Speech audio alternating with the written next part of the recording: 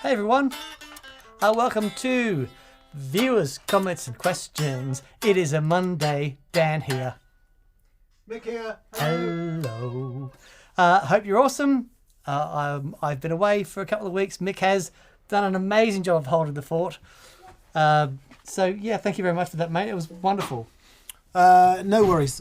We had some technical trouble, which was hilarious. Hopefully, we are over the technical trouble. So I'm not bad juju. We're just we're experimenting with a few things to see what works and what does not work. Okay. Might need a bit more volume. Nice advert from the Cotswold Company. Oh, lovely. What do they do? Very zhuzhy furniture. Oh, okay. Yeah. Very Gucci. Very Gucci. When anyone asks where we live, we say, oh, near the Cotswolds. Whereabouts exactly? Well, just near the Cotswolds. Near the Cotswolds. Big thanks to BV for moderating, as always. Thank you, BV, for being in the chat and helping people there and helping us. Excuse me. We say to Adam D, hello from Albuquerque. Hi, Adam. Albuquerque. Andreas Johansson is on from Sweden. Hi, Andreas. Good to hear from you. Andrew Jones. Hello, Andrew. He says we're away in Poland. Well, that's all right, isn't it? Nothing to be sorry about there. Lovely. Yeah. I've never been to Poland. No. There's a whole bit of Europe that I would love to go and explore. Yeah. Given that it's still on our doorstep. Indeed. Michael Giliberto is on. Hi, Michael. Hello, we saw Michael on Friday at the latest of our That Pedal Show Experience days, and a good time was had by all, not least Michael. It's great to meet you, buddy. Yeah, it was really great. Really great. And let's see. Plexico is on. Hey, Duncan. Hey, mate. Offering many welcomes back to our dear travelling friend Daniel. Thank you, good sir. We had such a good time. I really love America. I really do. Americans, we just had a really lovely time. Awesome. Yeah, it was really, really Did great. you do the dreaded Disney? Did it? Oh, yeah, it was amazing.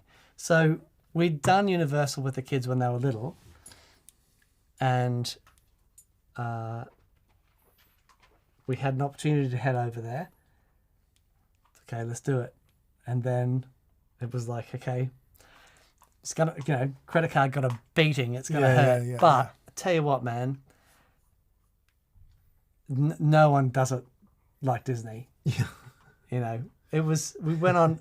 We queued up for all those crazy rides, but there's a Star Wars ride, which I didn't want to know anything about anything. As long as it starts off in the Millennium Falcon and then the things come at you. They've got. Walk past the Millennium Falcon's there, right, Yeah. in the whole environment. The actual one. Yeah. But you go in and they get you into the spaceship and it takes off and then you get captured by the dark, whatever it is, what are they called? The stormtroopers and stuff. The Imperial Guard. That's right. And the door opens. You are inside an Imperial Guard spaceship. You walk out, and there's a legion of stormtroopers stood there as you exit. It was unbelievable. And is this virtual or real? No, it's real. Oh wow! Oh, cool. Yeah. There's I can't do the virtual rides. I So just it's not all want to screens throw and up. stuff. No, Yeah. that was it was. So I was straight back at being like 7 years old in the cinemas watching Star Wars, going, oh my god! It was really, really wonderful. Yes, and a couple of people said hi to me when I was there, which was spotted me and just say, yeah. It was really great. Awesome. Really I'm glad you had a nice time. Yeah, it was lovely. Todd Baxley is on. Says he can see the silent anger in my face. when things don't go right. Yeah, and that's fair. There's a t-shirt. Shook Music Gear is on from Lake Tahoe, Nevada. Hello. Johnny Rooster saying the dynamic duo back together. Shutman and Gobbin. Zoot Allure looks and sounds great. Brent Grow is on from Minneapolis, Minnesota. Adrian Van Lieshout is here. James Bless, Dan Crow, lots of old friends. David Burke, hey David, Todd Roy, lots and lots of old friends and new friends too. Thank you for being here. Yes. Oh, Matt from Monty's is on. G'day, Hey, mate. Matt. Thank you for my 61 mini humbuckers. I ordered some 61 mini humbuckers Lovely. to go in my new build guitar. Oh, I know nothing about this. Yeah, you know, I'm having a guitar made. My brain has gone flipping blank. Welcome to where I live. Oh no, I thought I was going to not be like this. What, a 50? I don't know why I'm just having a brain fart. That's Anyway, okay. I'm You're having, getting a guitar made? I'm having Cutler Custom, Dean Cutler. Oh, Sorry, Dean. okay, yes. Sorry, I was trying to think of something else. Yes. Having a guitar made by Dean Cutler, who made the blue Meanie that was here for a long time, and he's making an orange TPS Sparkle Relic maple board, all the good stuff, but with lots of vintage appointments, and I'm going to put 61 mini humbuckers in it, Oh, come on. just so that it's different. Because if Mini humbuckers or Firebird pickups? mini humbuckers, Okay, yeah, yeah. because if I had just a straight Strat made, I would never play it. So Yeah, it's, it's going to be something different. Yeah, amazing. And yeah, I've never done it before. Never had a guitar made. I really like Dean. That's 88% of the reason that I'm having it done is because I like Dean so much. Right. And anyway, Matt and George, thanks for sending the pickups. Pardon me. Really looking forward to hearing them. Awesome.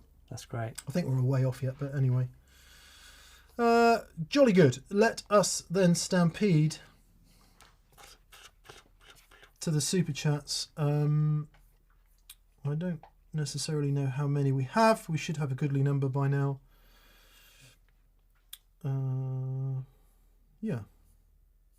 Yeah, we got a few in. Not millions, but we got a few. So we will leave it open for a minute.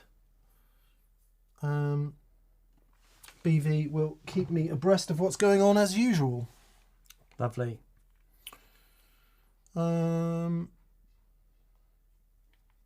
Okay, so first in this week will be Plexico. As always, Duncan, bless you, mate. Thank you for your continued support. Duncan says, hi, DNM. Welcome back, Dan.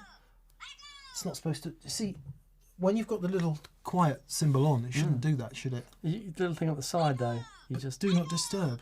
Oh, no, that's... Yeah. So I have to go into silent mode like that. Yeah. Doing a very exciting thing. Right. Anyway, sorry, Plexico says, welcome back, Dan. Hope the guitar stores in Miami were as hot as the weather. Ah, okay. A shout out to everyone at Walt Grace Vintage. Best guitar store I've ever been in.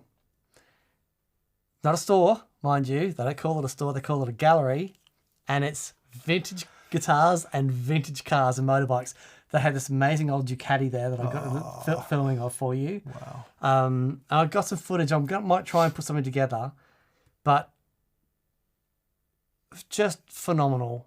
And the guys there were so lovely and helpful, and played the best Telecaster I have ever played in my life. It's original 54. Yeah. It was mind blowing. But yeah, but then it's like, do you want to sit in an old like 74 Pontiac? And it's like, yeah. So, but it's just all that cool American design, muscle cars and old guitars. A 1959, 345, dude.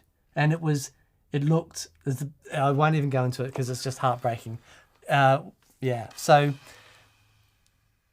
if you happen to be anywhere near Miami, which I also flippin' loved, check out Walt Grace Vintage. What an awesome shop. Oh, they also started doing vintage watches now as well. Of course they have. Yep. Would fit with the clientele for sure. I think we've got a bit... No, we haven't got quiet. I totally forgot what I was going to talk about, which I don't suppose matters. Plexico had said, welcome back. Hope you enjoyed the vintage guitar stores. No, it was before that. Doesn't matter. Scent of a Wheelchair Pillow is next in and says, do you think there's value in a show on wireless systems? So many people use them. They're first in chain, yet no one sees to deep dive on them. Right, Scent of a Wheelchair Pillow. I have just been talking to Chard, who is Biffy Clyro's tech, among many others, amazing guitar tech, about coming on and doing a deep dive into a range of wireless systems, including the very pro wireless systems that they use for touring guys. So Simon uses them? Yeah. Yeah. Yeah. But there's a big difference between the ones you can get for $49.95 and the ones costing many thousands of pounds.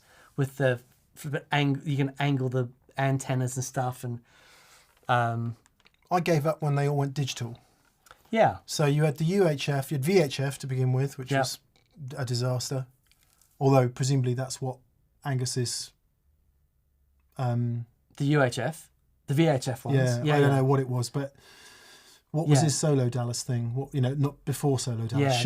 Yeah, the Schaefer thing. So that would have been VHF. Yeah. But then all the pro ones are still using UHF. Are they? Yeah. So they're not doing the digital thing. No, that's we'll get into it, but it is a fascinating subject that we are going to do. Then there was UHF, and then they went up into this really high frequency for digital, and that's where I gave up because I had a couple. I had the Line 6.1 and something else, and they just didn't work. No. With my fuzzes or any of my gain pedals. Just made them sound awful. Yeah. So I gave up. Mm-hmm. Would be interesting to revisit. Yeah. Yeah, so we'll definitely get into that. Know where I play is can I go any more than 20 feet from where I'm standing? So it just makes sense to use a cable. Yeah. Yeah. And also if you're using fuzzes and stuff, there's a couple of interesting workarounds that we will get into. But yes, it's a great idea for a show. It'd be really fun. And great to have Richard on. He's such a... Everyone calls him Churd. I don't know why. Richard. Yeah. But I don't know why, but I feel uncomfortable calling him Churd. Right. Because it sounds like turd. Yeah. I think that's part of it. Okay. But he's the most beautiful human. So anyway, we'll get him on. Churd is also the owner and operator of Gone Fishing Effects, and he's done some really cool effects pedals for, obviously does Simon's. He's done one for the guitar player from Surge, from... Oh, System of a Down. No. He's Surge, isn't he? Yeah, Surgery. It's called The Surgery, and it is... Somebody tell us in the chat. Yeah. Damien Joseph. Hi, Damien. Damien says, for solo boosts on top of a fuzz with good mid-range, I'm oscillating, nice, between a Titan boost with high low-pass filter or the strong nose of a JHS haunting mids. How much mids do I really need for solos? So it depends on how much mid you have in your straight through sound. If you've got a scooped amp, Fender Black Panel as a example, or more importantly, if you're playing a guitar that has got scoopy mids, like a Stratocaster, exactly, then you may need more. If you're playing a Telecaster that has a more flat frequency, you may need less. It all depends on a number of things in the chain. Yeah. I don't know what the difference between the Titan boost and the JHS haunting mids is. What I know is that a Klon works for me better than pretty much anything. Yeah. It just works perfectly. Bit of 1K. It retains the high end. Tube Screamer can work, but can sometimes just knock off a little bit too much high end. And actually the tightening up of bass that happens in both the Klon and the Tube Screamer is a very welcome thing for a solo boost with a fuzz. So yeah, for sure. Whatever's closest to the Klon is what I would personally go for, but I appreciate that changes rig to rig. So. Yeah. Lyndon, John Pardo, and James Blest have all said Kasabian. That's right. Ah! Yes, there you go. So, Kasabian. Yes. Very good. Kasabian. How are we looking there, Michael? Have we got... We're looking good. Good. Well, just going to give us a bit of extra volume, because we know. Because louder is better. We know that there's a little bit of volume compression with the with the And stream. it compresses as it goes along. These are the things we've learned. Okay. But look at our stream rate tonight. Look, 4.5. I've eased it back a bit because I found a whole bunch of other stuff in the ATEM that they don't tell you about. Is that good? Yeah, because it was trying to do 910 before, and that's where it was falling over. Oh, okay. So we think it was the cache in the ATEM. Anyway, who knew Roland do a range of like really spectacularly nice AV gear? I remember you told me about this last week and I'd never heard of it. I had no idea. So we're going to borrow some stuff off Roland with any luck and Okay. see if that works. That'd be great. I almost remembered what I was going to say earlier, but I have now since forgotten again. Welcome to 50. No, Welcome I'm not having it. I No. have been quite sick actually after the experience there. I was quite unwell for 2 days, so that's my excuse. Elliot Green. Hello, Elliot. Nice to hear from you, buddy, as always. Elliot says, wore my new TPS overshirt to my first ever band audition on Friday. I didn't get in, but at least I failed in style. Do you have advice for transitioning from a bedroom guitarist to playing with others? Oh, that's a great question. Yeah, play with others. Play with others. And I know, apologies if that sounds too simplistic, but instead of going, oh, today I'm a bedroom guitar player and tomorrow I'm going to be in a band, find another bedroom guitar player. Yeah. And I don't like the term. I mean, the term bedroom guitar player sounds pejorative, and it shouldn't be, because we all started playing in our bedrooms or sitting rooms, didn't we? And that's where the fun started. But if you're not out playing, and I know it's easier said than done, find a mate who you can play with and start playing with them. Because even just the pair of you, you'll get over some of that inhibition stuff. Yeah. That, especially with singing, if you're going to get into that as well, but start with a guitar, and you'll just start to be less worried about playing around other people, which is a big part of it. Because you've got all your chops down and you're playing really nicely and everything's great, and then the second the environment changes, either you're at a gig or worse still, an audition, Or someone says, we're rolling. yeah, on camera, Yeah. my goodness me, or if you're playing for your family or something like that, everything clams up, you can't remember to put your fingers, everything seems 10 times harder. So it is unfortunate to say, the more you do it, the better you'll get, and it is just true. Yeah. And another super, super important thing when you start playing with someone else of any caliber, and you hear and are informed by what the other person is doing, and you react to that.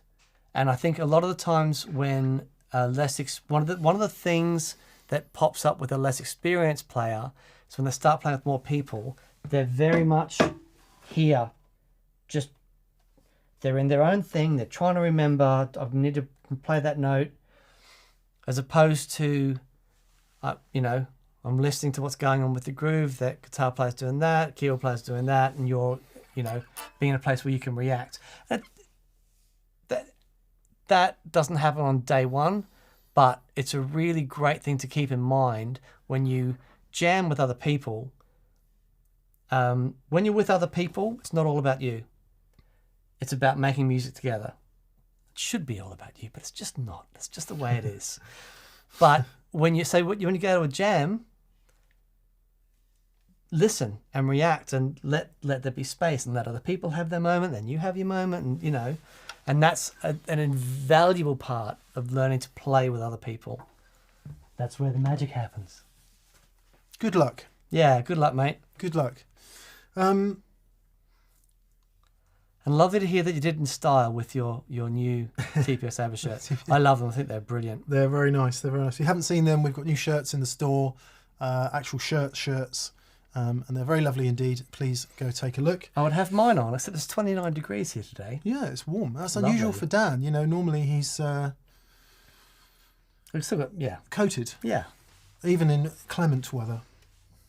Adam Dobbs. Hello, Adam. Hello, Adam. Adam says, I'm starting to prefer going straight into the amp, but I still want to use some pedals. Will a humdinger for wet dry and QMXs relieve the tone suck? Would the humdinger have an adverse effect on the sun face if it is first? If the humdinger is before the sun face, then the sun face will be getting a low impedance signal. And you don't want that. You don't want that. If it's after the sun face, it still has an effect, but not the same way as going in. Sometimes, having that low impedance signal after it, it would be, if you had a sun face and then you split passively to 2 amplifiers, you're going to be in a world of hurt, because I say world of hurt, you're driving the input of 2 amplifiers from a very relatively high output impedance from the sun face. What the humdinger or any low impedance thing will do is ensure that you're not loading the output of that fuzz face. But I would hazard a guess that if you're experiencing tone suck, it's not just from a bunch of, I don't know what pedals you've got, but there's a good chance that you'd have something after the sun face that would be doing that job anyway. Yes, the QMX is designed to do that. It's designed to take everything out of signal path when you don't need it. And the wet dry thing means that you're not trying to drive the 2 inputs of an amplifier with your guitar signal, which can make it not work as well. Yeah. Tone suck is cumulative, remember? Yeah. So just having one pedal outside of your QMX certainly wouldn't be the end of the world. I do that. On my pedal board, my first pedal is usually the input stage, and then everything else is in a loop of G3 so that I can get one extra pedal, because I only have an Atom, not a big one. In your case, I would suggest a QMX first. Put the sun face in the loop. I happily run my fuzzers in QMX loops, and I don't find any detriment whatsoever off the volume control. So you can have the sun face in one of the loops of the QMX, and everything else in a loop of the QMX. So the only additional capacitance you're going to be seeing is the extra length of cable that you're running, and whatever happens from the input to the output of the QMX, which is going to be negligible. Will you notice, so here's the thing, if you've got your guitar and a 10-foot cable and you plug straight in, that will sound different than if you've got a 30-foot cable and you plug straight in. Yeah. So even that amount of capacitance will make a difference. But as Dan just suggested, if you use the, it's 6 2/3 with humdinger, isn't it? Because one side is buffered on the old humdingers. Yeah. So that does have a slight tonal effect. Yeah, but the new ones are both, they are low output impedance on both sides, and high up, input on the input. The new ones don't have any transformer coloration. Yeah. That's the thing. I would, to keep it more simple, as somebody who really is ultra sensitive to buffers, I have never ever had a problem using a humdinger of any description, so I wouldn't worry about that. But yeah, QMX, humdinger on the end. I've been trying to persuade Dan to make that into a product. QMX with a built-in humdinger. Yeah, because that's the switcher I would use. Oh really? Yeah. Oh, that's because I don't need all the other stuff. Right. I just need on-off and a humdinger. Okay. But worse, I want the humdinger movable.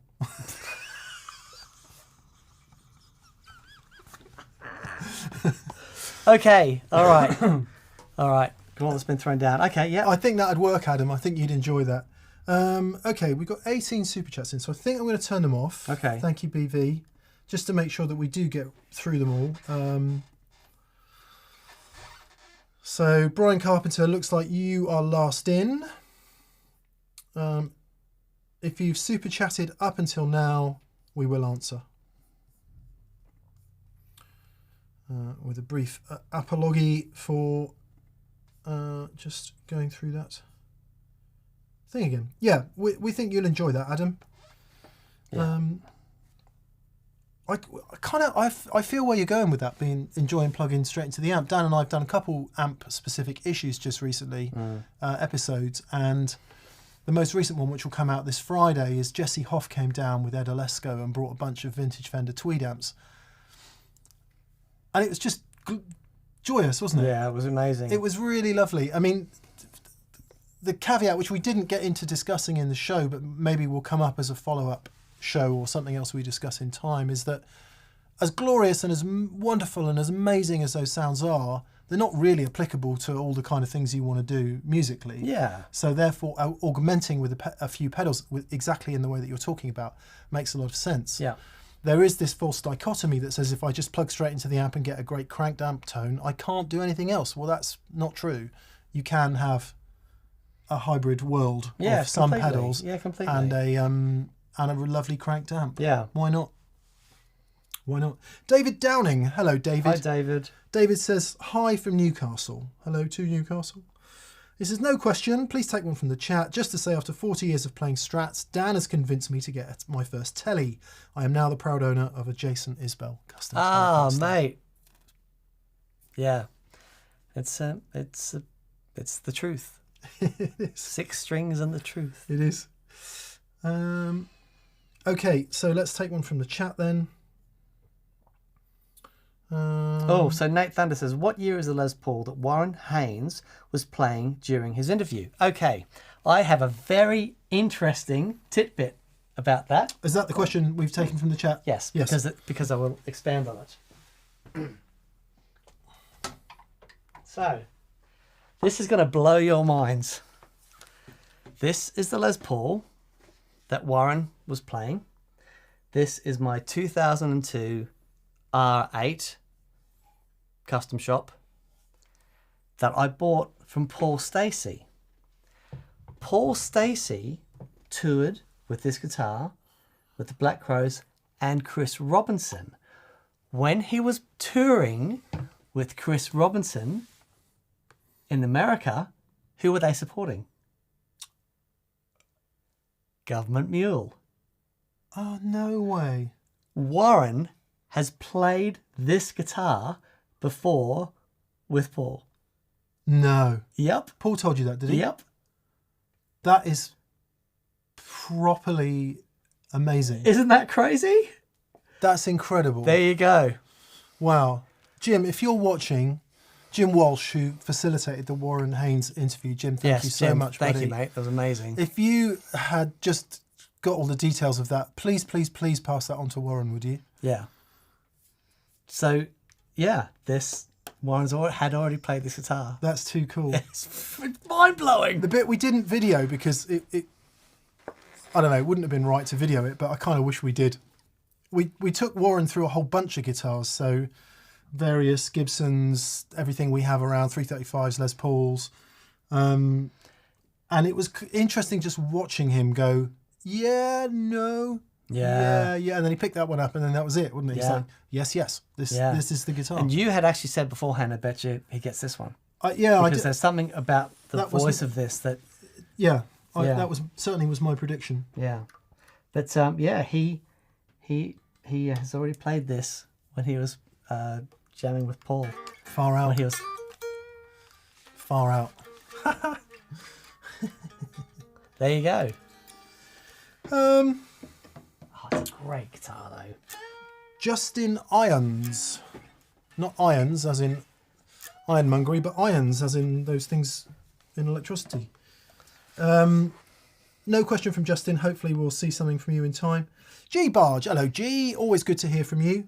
G says, dear gents, I just ordered my KOT, King of Tone. Oh, nice. From Mike after some years on the wait list. I would give it and any other pedal away before losing my gig rig power system. Oh, mate. And Quartermaster, they are still the foundation said for the group. Thank you, mate. That's very kind. Can I? One thing I'll just say about the KOT. It was. So it was this Marco Giliberto that's. This is G Barge. G. So when Marco Giliberto was here on Friday. Giliberto. Giliberto. We said, how do you pronounce your name? He said, Giliberto. And he has pulled out his KOT again after a long period of time, as have I. And he's gone and tried all the other stuff and it's great. He said, but I put the KOT back on the board and it has this clarity. And I'm exactly the same thing. Because I do, try a bunch of stuff and always have with the KOT. but there is something about that pedal that doesn't mess with the transients. It's a really great thing. So there's a wait list for them for a reason. Maybe the op amps have a high slew rate, I Dan. think, yeah, indeed. It's all about the dies, don't you know? But yeah, thank you very much, mate. And that KOT, enjoy it because it's a very, very special pedal. Is it a hard clipper? No, I don't think so. No, it's not. Because I was just going to challenge you on that. It's all about the diodes. Because if it was a hard clipper, it is all about the diodes. Yes, indeed. Yeah, I wonder if Uncle Larry would like the KOT, or if he does like it. He famously does not like Tube Screamers, and he famously does like the Nobles. Oh, I think he would. Yeah. I think it's... Yeah, I would bet money that he would.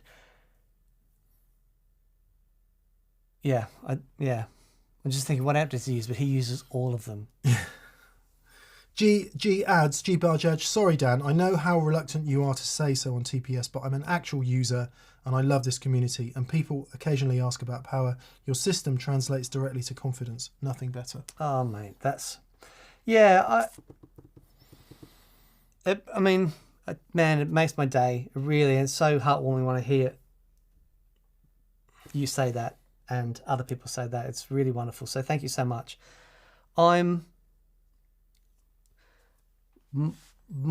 passion is to help people get the most out of playing guitar. Mick has the same passion. That's how this started.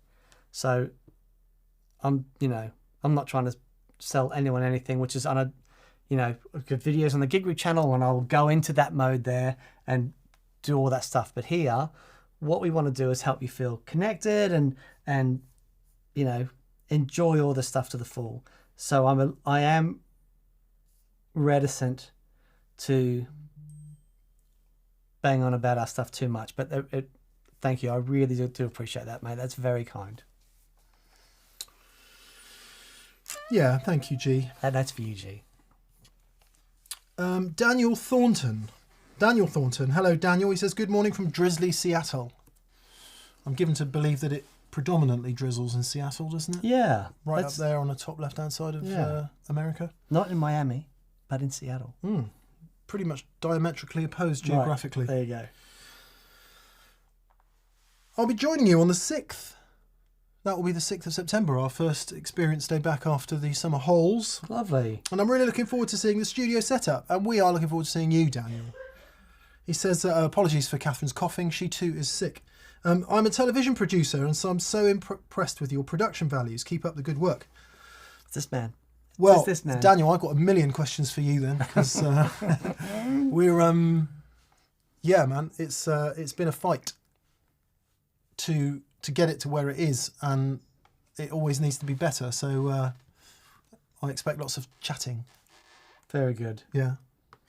And we look forward to seeing you. Thank you for your generosity, Daniel. That's super kind. Perilous Temple, no question, just love. Thank you, mate. You can answer a chat question if there's time, and R.I.P. John Mayall. Yeah. Oh, yeah, of course. I can't remember whose... I watched quite a few eulogies, as it were, on Insta. Eric Clapton gave a very heartfelt one. Yeah, you could see he was really cut up about it. It's Greg Cox I enjoyed, actually. Because Greg said, 90.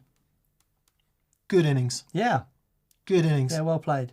Yeah. Especially for a rock and roller. You can't feel too much tragedy if you've done 90 and you've had a great life, and you've influenced so many people in the way that he has. So, R.I.P. John Mayall. And, thank you. Thank you for everything. Yeah, changed a lot for a lot of people, did John Mayall. Sure did. Yeah. Sure did. Yeah. And Paris Temple, we do have to take one from the chat, as you have suggested. I did see a good one here earlier from... it was from... The question was... Oh, come on, please, please, please, please, please, can I find it? It was to do with biggest change in playing ability. Jeff McCurlin's in tonight. Hi, Jeff. Oh, hi, Jeff. Looking forward to seeing you in November. What's Jeff coming in? Yeah, Awesome. yeah. Oh, that's awesome. Well, he's here doing some stuff, and we're going to try and make it work. Oh, that would be wonderful. Oh, So, man, that'd be amazing. Yes, Jeff, please come and say hi. It was from Grant Baum. Hello, Grant. Always good to hear from you. And he says, can you recall your biggest leap in playing ability? And was there something in particular that caused it? It's so hard to look back on what you do because it's so incremental.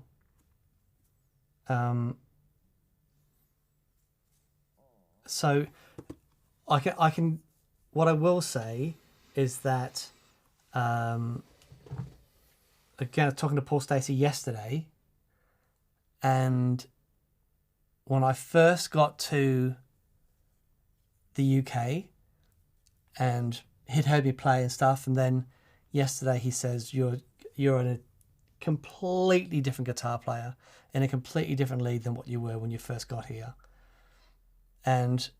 But what triggered that, I don't know. I got into jazz and a bit more harmony. I was very much an Aussie rock guitar player. I understood harmony, but I didn't really have any where to use it. I'll tell you what it was. I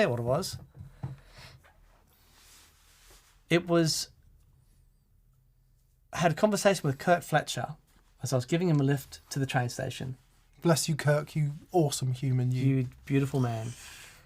And, you know, and it's one thing to hear Kurt do his thing on the YouTube. It's another thing to be in the room with him as he does his thing. And it's like full on, right? It's really moving. And I was giving him a lift back and I'm going, you know, that thing that you've got is so melodic and stuff. And, you know, I said, I'd love to get a handle on the jazz thing. But and he says, oh, who are you listening to? And I'm like, that's a really good question, because I really wasn't listening to a lot of jazz, because I hadn't found a lot of jazz that I really liked. It was discovering Pat Martino for me that I went, okay, that is wonderful, and did some really deep dives into it. And even like there are videos from years ago on the channel where I was like, how much can I improve in 2 weeks and that sort of stuff, you know, during the COVID stint. But I just went deep on a couple of things. There's, you know, a few things that I saw, but, you know, having Paul say that was really encouraging. So that was the thing. It was like actually finding a player that I loved so much that had the qualities of the harmony that I wanted to understand. And so I could listen to the music. I wasn't there doing a course with him. I could just listen to the music and see how it worked in the musical context. That was great. So it was more about being shown an effective signpost than actually where to put your fingers. Absolutely. It was that you really want to do this, who are you listening to? Yeah. And that was a revelation for me. Yeah. For me, I did one many years ago. Many years ago. I did a week's residential course at ACM in Guildford. Oh, wow. And it was to write an article for a magazine, obviously, because that was my job at the time. And one of the instructors was Pete Callard. Pete is just a phenomenal guitar player of every genre, but particularly in the, you know, complex harmonic world and improv and all that. Just an incredible guitar player. Pete Friesen was there that week as well. Load of good tutors, and we had great time. Anyway, at that time, my playing was even more agricultural than it is now, to the point where I didn't really even know what the minor pentatonic was. I knew the blues sound, but I couldn't tell you that this was not the minor pentatonic. It's got some minor pentatonic notes in it, but it's got a load of other notes as well. And Pete Callard stood up and he said, who knows the minor pentatonic? And a few people confidently put their hands up. And he said, okay, play a minor pentatonic. And a couple of people went.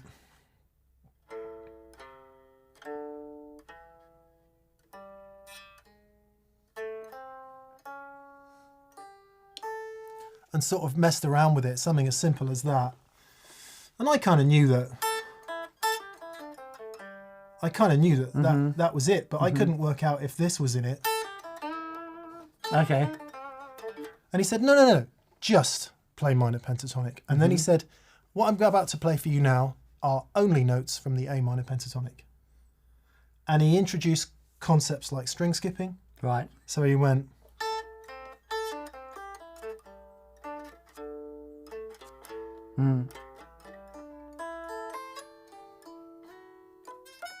And he started to link the boxes on the fretboard, and he only played notes from the minor pentatonic, and it was one of the most musical things I've ever heard. Wow. And I was like, okay, this thing I thought I knew, I really, really don't know at all.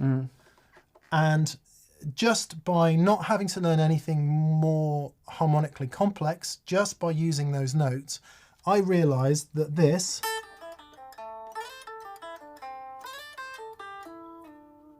there's enough information in that for a million years. essentially the same pattern and a bunch of the same notes, but just in 3 very basic positions there, and of course you can play it in loads more positions, meant that instead of when you come to play your blues solo,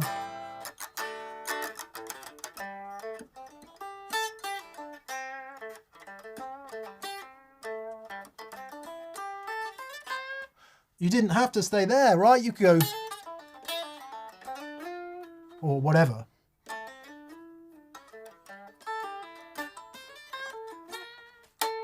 Anyway, I can't talk about it and do it at the same time.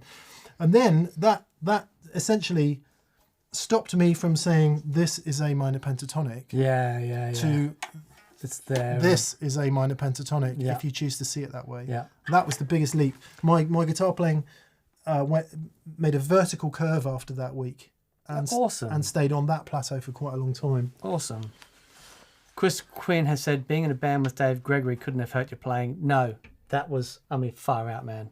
That was awesome. The funny thing about being in a band with Dave, though, I was in a band with him for 10 years, and he was a guitar playing hero of mine.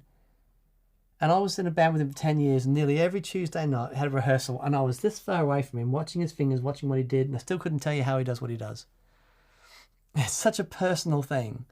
But being in there while he does it, and made such a glorious noise was really great.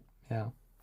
Brian Carpenter says, I'm focusing on arpeggios right now from a couple of different tuition sites, and it's really connecting the whole guitar neck for me. Yeah, absolutely. Great. It's a really, really great way to get your head around chords, is learning arpeggios.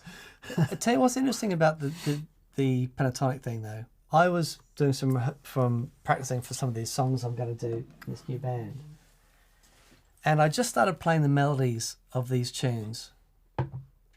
Every melody is based around either the major or the minor pentatonic. Every single one. There might be a passing ninth in there.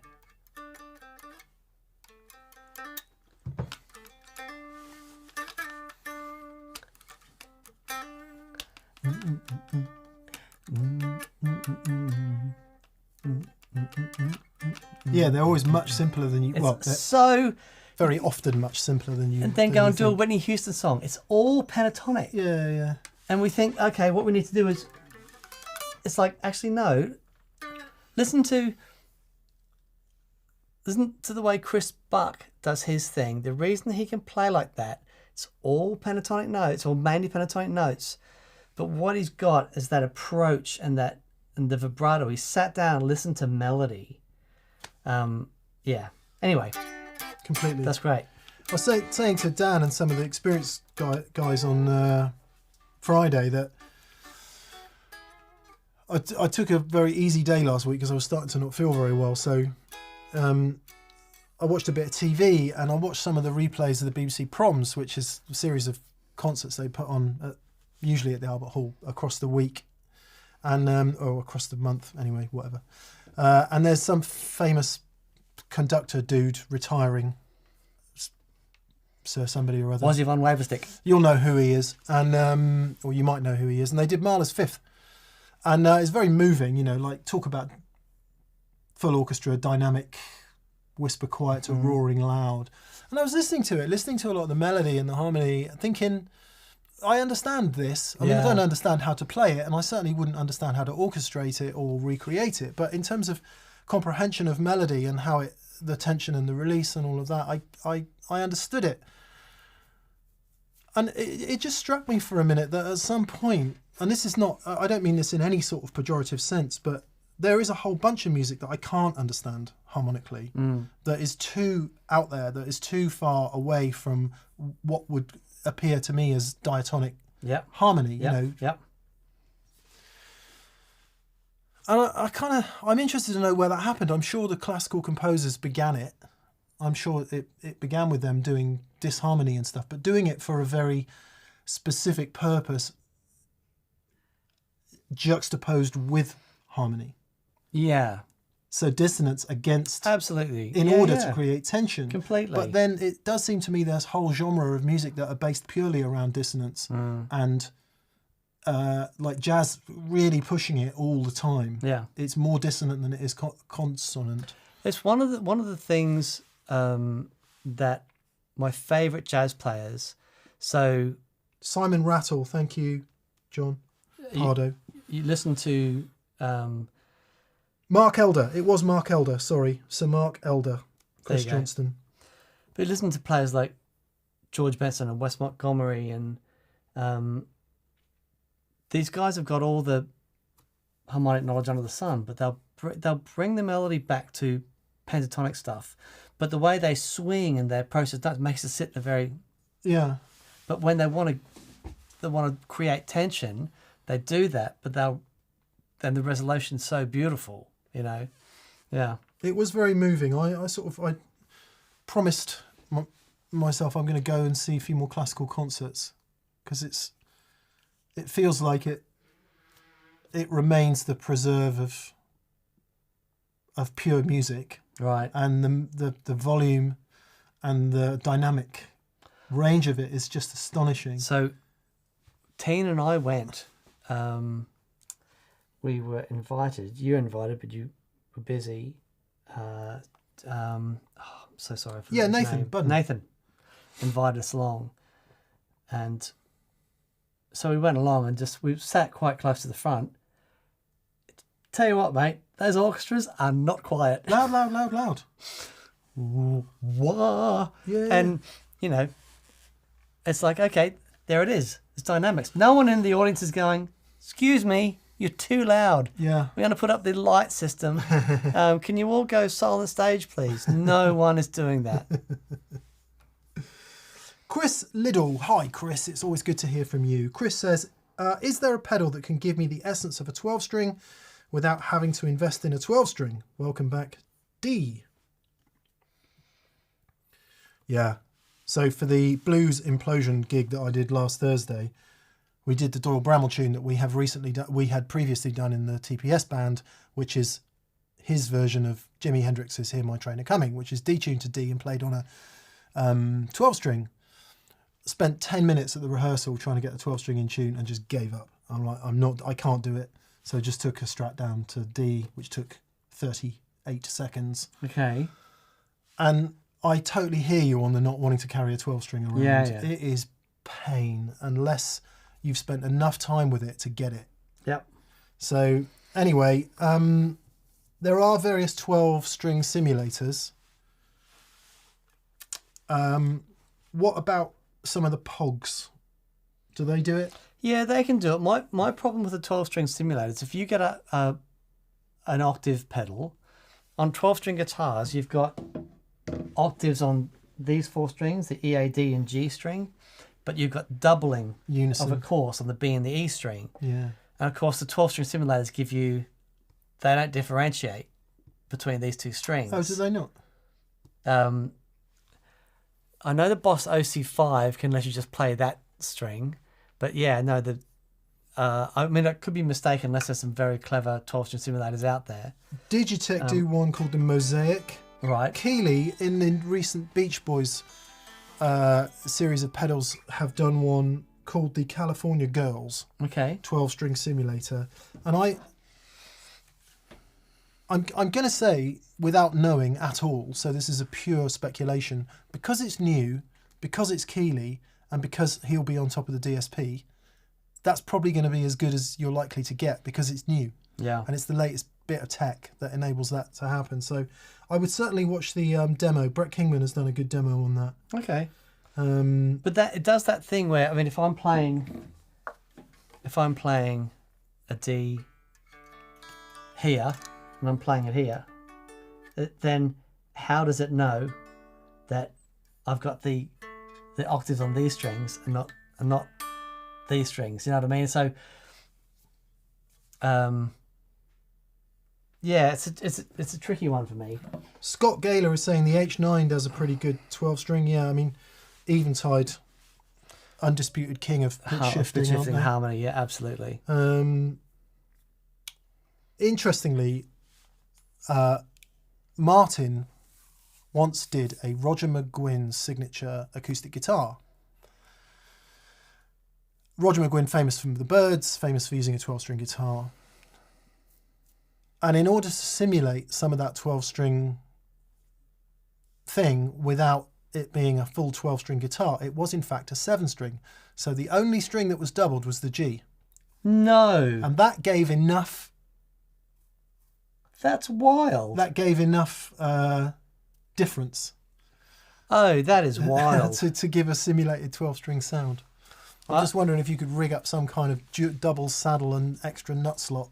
Well, Martin Taylor says the Boss GP10 does a passable 12-string, but you need a special pickup, and the setup costs more than the 12-string. Yeah. Yeah. Okay. Yeah. It's such a wonderful, wonderful sound, and being, someone had mentioned before, being in a band with Dave Gregory, who's sort of credited as part of the 80s thing where 12 strings came back in fashion, when XTC had the hit with Sensors Working Overtime. That's Dave on the 12 string, and it's such a magic sound. And when we did our first Spirits album, there's a lot of Dave playing 12 string on that, actually on the second album as well. But we did there's a song that we opened the album with a song called And Go, and Dave plays the solo on a 12 string, right? And the solo is like 4 minutes long. It's epic. But you can hear, and certainly doing it live under lights and stuff, by the time we'd start the solo to the time we finish the solo, tuning and stuff. So it's such a hard instrument to get to grips with. But yeah, the guys who are really good at the 12-string thing are amazing. And it's such a fantastic sound. It really is. It's such a fantastic sound. Good luck, Chris. Sorry, just to add to that point about the Roger McGuinn, I wonder if there's something polyphonic you could do in something like the H9 where you didn't affect all the strings. You only affected a couple of them. I know you'd need a hexaphonic pickup to do that, but there might be some sort of filtering option where you don't... No, because then the register wouldn't make any sense. Yeah. It's really tricky. It's a conundrum. Yeah. Maybe just get a cheap 12 and fight with it.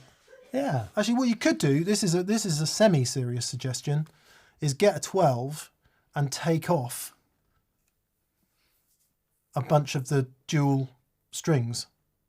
Right. So run it predominantly as a 6 with maybe 2 or 3 additions. Yeah. I guess the problem with that then is that you can't just kick the pedal off and go back to your normal 12 string. It's that sound for everything. But if you're using it on... I guess if you're using it for one song, it doesn't make any sense. If you're using it on 5 songs, it starts to make more sense. Yeah, for sure. Yep. Or you never know. There might be 12-string players out there that say, what are you talking about? Just get this and it'll stay in tune. Stop worrying about it.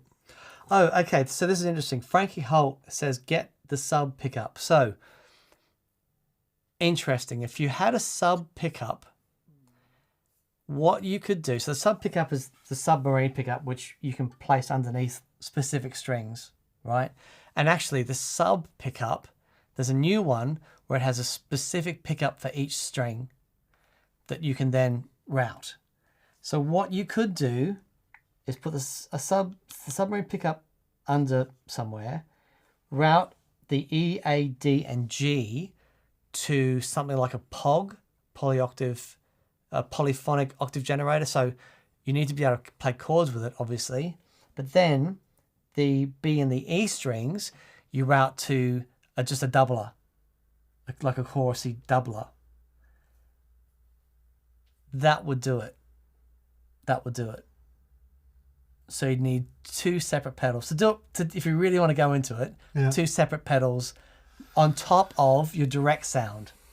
So, okay, right.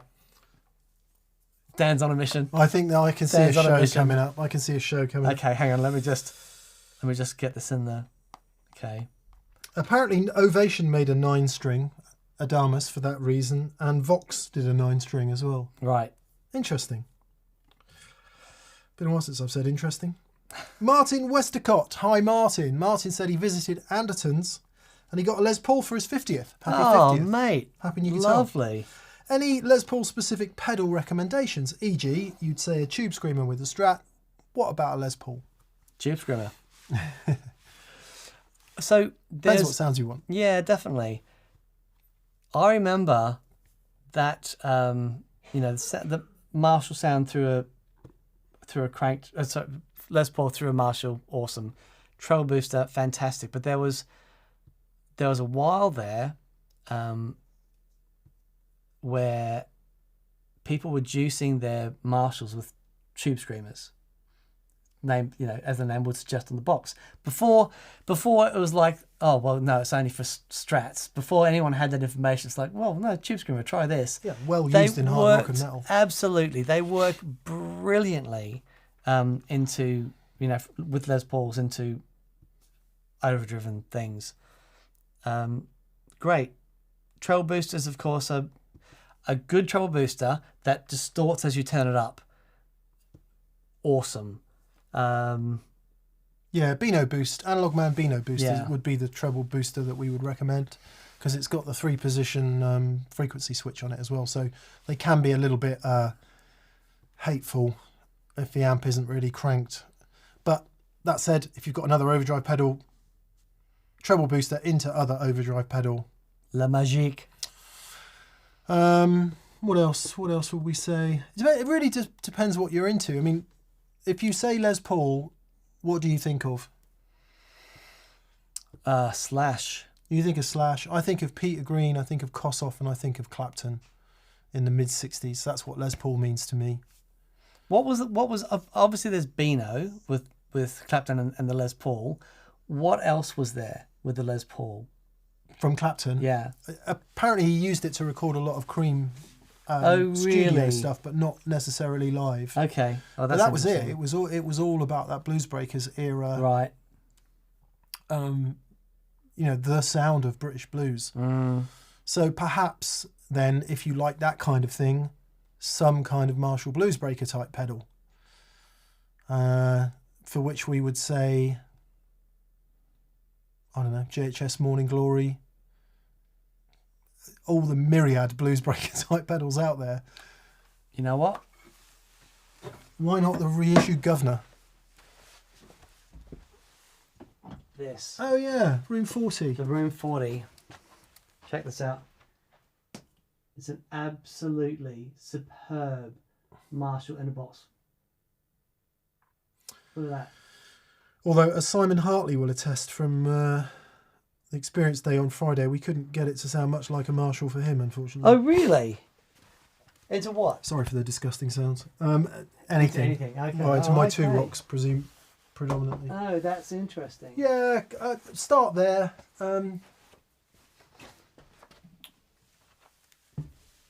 Start there. Good luck. It's really hard to say that, because it does seem that Tube Screamer is a perfect bedfellow for Strat because of that mid-dip and because we've heard it so much. Mm-hmm. And Strats have varied greatly over the years, of course, in terms of how they sound in the hands of different players, but perhaps they haven't varied quite as much as the sound of Les Pauls in the hands of different players. If you think about Clapton, Blues Breakers, Kossoff, Free, Billy Gibbons, ZZ Top, Slash, it's quite a gamut of tones. Yeah, completely. Fuzz Things tone benders with Les Pauls work brilliantly. Yeah. Also, try Big Muff. Big Muff, Les Paul, awesome. But yeah, try a tone bender. Find a nice tone bender.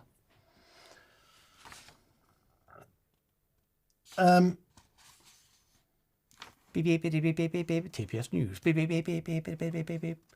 Now live in the studio, Mick Taylor. Beep, beep, beep, beep, beep, beep, beep. Beep, beep, beep, beep, beep, beep, beep, beep, beep, beep, beep, beep, beep. This... We probably don't need to read this out until... Anyway. Okay, this is for anyone who has not already been to an experience day. If you haven't already been to an experience day. Firstly, going forwards, anyone who buys a ticket that's already been will automatically get refunded. Less any payment fees we incur in the process. It's draconian, we know. Why? It's nothing personal. We just want to keep it fair and make sure that as many people get the opportunity to come along and hang out. Massive thank you to everyone that's come to, and that booked tickets for the experience days. We so appreciate it, and we really look forward to them. They're huge amounts of fun. But we are getting people rebook, which is, we're really pleased to see you again, but it does mean other people can't come. Anyway, much more exciting. There are 2 tickets available for 25th of July 2025. So get onto that Pedal Show store right now, and there are 2 tickets that have just become available. Amazing. Hurrah. I think Catherine's having a bit of a sense of humour failure with Experience Day admin. Well, it's not being, yeah, but she's not very well. And I completely get that. Okay. Amish Trivedi. Hello, Amish. I've managed to say your name correctly almost for the past 2 years, and I've just stumbled over it for reasons I don't know. Amish Trivedi. Hi, Amish. Good to hear from you. He says, starting my dream job in a few weeks. Couldn't have gotten there without you two in this community. Oh, wow. Grab one from the chat. That's kind of you. And good luck for the job. Yeah.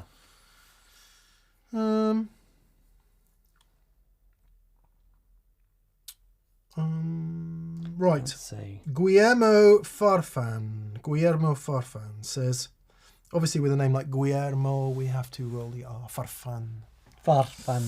He says, hi guys, does my favourite wah pedal need to be that heavy? Isn't it easy to move its components into, for example, a plastic volume pedal? Yeah, okay. Interestingly enough, jam pedals are, well, I don't know about Dan, my favourite wah-wah pedal is this one, the Jam Pedals Wacko. Wacko. And they, last year, I think it was last year, have indeed moved it to a slightly less heavy case. Have they? Okay. For the reasons you're talking about. Now, of course, the problem comes where, here it is, nice and heavy, on the carpet. A visual demonstration from Mick Taylor. It's on the floor down here, I promise it is. And, you know, you put your foot on it, it feels very solid, right? All good. Yep. Stick that on a shiny surface. Rubber feet, nice and solid, still good. Make it a third of the weight and do that, and you're going to be chasing it all around the place. Yeah. Yeah, it's interesting. So it does want a certain amount of heft. Good to belt these stage invaders with as well, but not much swing like a telly, but it's heavy nonetheless. Exotic have started doing a new wah, which is a bit smaller. Not a mini wah, but it's a little bit smaller. Still a thick enclosure, but that weight is a bit lessened by this, you know, by the smaller size of it. And that's a really good sounding one. Yeah, check out the new Jam Pedals Wacko, which is less heavy, and I'm sure they publish weight specs on the Jam Pedals website. Chris Johnston says the Ibanez WH10V3 wah pedal is plastic and John Frusciante uses one. Interesting. Airfire says you could hit a stage invader with a telly and it would still be in tune. Why we love them. David Burke says, surely suction is the answer. I mean, for the wah pedal. Cups. Eagle Ray Rob, the Lely volume pedal has enough heft to make it an excellent weapon. I like the way we've moved on to pedals as weapons. Yeah. See, Elliot Gonzalez says, I used to have the Crybaby Mini and it just wasn't it. I needed the full size. Yeah, it's a thing. And getting the pedal that suits you, the size and the feel and everything, it's a thing. Because it's an instrument that you're playing at the same time. You know, you are expressing. Tis an expression pedal. Tis a filter expression pedal. Oh, Miss Trivedi says, Mick, did you give Catherine your cold? Indeed. Although I think we both probably called it off the same person, to be fair. Man, we've been in 2 long-haul flights. I've been in, and then I had another flight, and then we've been around trillions of people in parks and queues and stuff. Good. Not even not a sausage. Yeah, I think you're playing with fire there, David. Whoever I am. Donnie.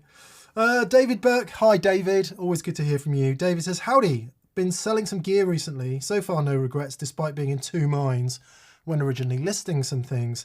How do you ensure you don't regret selling gear after the fact? Any criteria? Yeah, just don't sell it. It's a really tricky one because everything not everything I've sold I've regretted, but so many things that I've sold haunt me to this day. Things that I was so sure I was happy to get rid of. And I remember when I was trying to get the funds together to get the 62, I was going to say, okay, I play red more than anything. The 65 telly is a luxury. And then I had a bunch of people interested in that guitar. Mick just says, don't sell it. And I was like, and I just sat down with it and like, there is no way I'm ever selling that guitar. I would have regretted that instantly. I don't know. How do you know that there's gear that you've got that isn't right for you that you can sell? I don't know anymore. Oh, there's no answer that I can give that isn't a boring philosophical one. That wouldn't end up in sell everything. No. Regret is a function of psychological time, right? So if you live by the ways of conscious presence and critical thinking, you don't have regret about anything. It's not possible to have it. So I don't regret anything for that reason. Okay. And if you start feeling like you regret something, then you have to just pull yourself back into the present moment and focus on it is what it is. And attaching feeling and emotion to a thought is psychological time. That'll sound you crazy. Stop doing it. So I don't regret anything. You make the decision, you do it. It is what it is. Mm-hmm. So cue that song No Regrets. Yeah. Which probably has a very different, profound meaning. But I genuinely live that way now. So I don't regret anything. Awesome. So sell it. Sell it. If you don't use it, sell it. Unless you're keeping it for an investment value. But being emotionally attached to things is a real problem. It's a real problem. Yeah. For human beings. I'm emotionally attached to my guitars though. And you've still got them. Yeah. Yeah. So don't sell them. Right. Okay. Good. Glad we cleared that up. Perhaps I should qualify that. Being emotionally attached to things you don't have is a problem. Oh, okay. Actually, being emotionally attached to things is a problem. It's identification with thought and form, which is also really bad. Right. Actually, bad. No, you can't say bad. Is also, it's not a free way to be. You cause yourself suffering by being attached to things. I told you it was a boring philosophical answer. But it's a human condition, isn't it? We've become, this is how we live now. We are attached to things and thought, and that's why we're in a situation we're in. Anyway, let's move on. No regrets. Thanks for an amazing experience day, says Chris Stott. It was great to meet you, Chris. Thanks for joining us. He says, no question. You helped enough on Friday. Please take one from the chat, though. Thank you, Chris. Yeah, it was a really fun day Friday.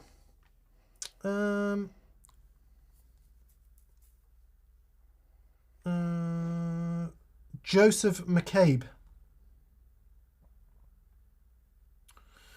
Joseph McCabe's question is, hey guys, speaking of buying and selling, something I got for free from an uncle was a Peavey Deuce VT112. Any thoughts on this style of amp? So, Dan's got a great story about the Peavey Deuce. I now have 2 stories about the Peavey Deuce and stories about something you get for free. I was playing guitar for a singer-songwriter who had just written an album with Randy Bachman from Bachman Turner Overdrive, and we were playing at a songwriters convention. Randy was turning up 10 minutes before the gig, and Matt Backer, who was the other guitar player, wonderful musician, great songwriter, great guitar player, was the other guy on stage. I was playing acoustic. And then Randy was coming on stage, and it was like the amp that we had for Randy to play through was a Peavey Deuce. And Matt and I stood there for like half an hour trying to get a sound out of this Peavey Deuce, and it was just awful. And then Randy turns up, and we said, oh, sorry, mate, we really tried hard, but this amp just sounds like garbage. He goes, oh, don't worry about it. He runs out, plugs into it, starts taking care of business. And it was that sound. It was the sound. It was the sound. It was insane. Subsequently, the other part of that story is that before he went on, he passes me this old Gretsch. Says, oh, could you tune this up for me? I said, yeah, no worries. And I'm playing it, and it's like, it's an amazing guitar. He says, yes, that was given to me by John Lennon. So that was cool. But the other thing is I went and saw Idols at Truckfest on Thursday night. Oh, my Lord. Just best live band in the world at the moment, for my money. And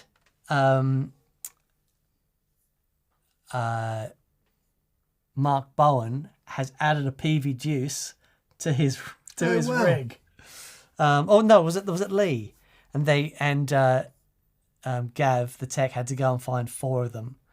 It was great. But the other thing is, talking of free things, I don't know if I sent this to you. A gentleman called Steve on the Les Paul forum, dumpster find of the century, found a 1954 Gold Top without its pickups in a dumpster. Oh, wow. That's unbelievable. That sounds fake right from the off, but I guess the story will unfold. Yeah. They'll soon know, won't they? Yeah. Sorry, 55. But anyway. How cool. More prosaically, the Deuce VT was a hybrid amplifier, an early hybrid amplifier. As far as I understand, solid state front end and tube power section, kind of in the same way that the Music Man amps were, right? Yeah, right. Sorry, the solid state power section? No, other way around. Yeah, because Music Man had valve section, Yeah. solid state preamp. Yeah. And they were much more common, again, from memory and also just a quick search. You used to see them all the time, but from a quick search here, much more common in 2x12 format. So you should have some fun with that. It should be relatively easy to keep in good shape because of the way amps were made back then.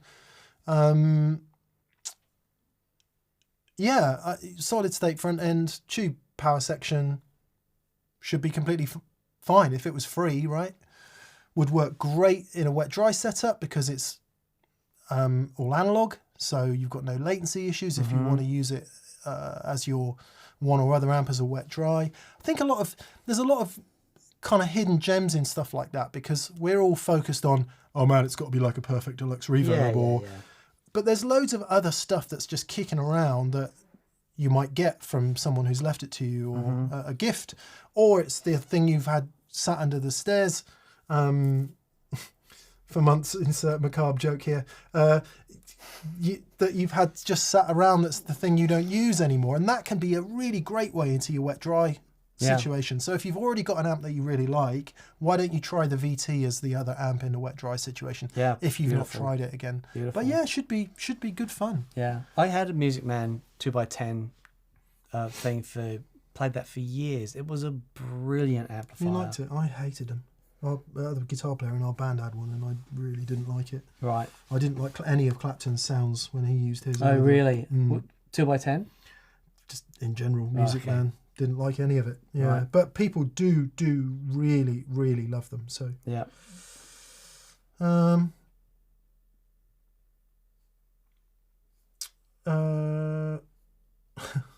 Couple of excellent Edith Piaf quotes in the Je n'aurais rien.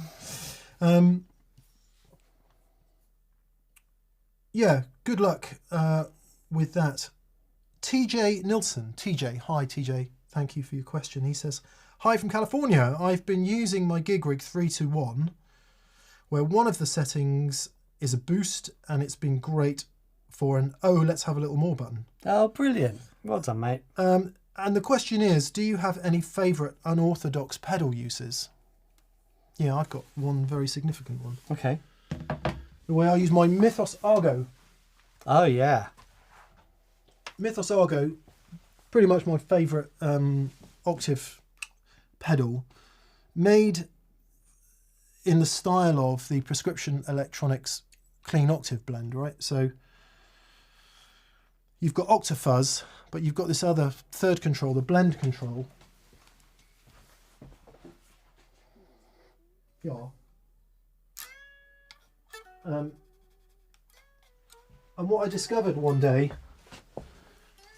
just while I was messing about, was if you turn the blend control, we've covered this in videos, so apologies for the repeated information.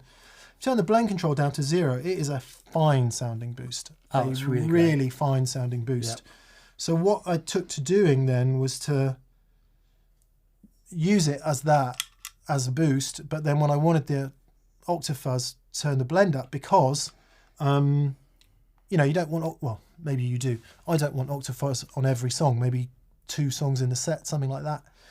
So then you've got a pedal set on your board that's only doing 2 songs. Well, using it as a boost as well means that I can use it all the time.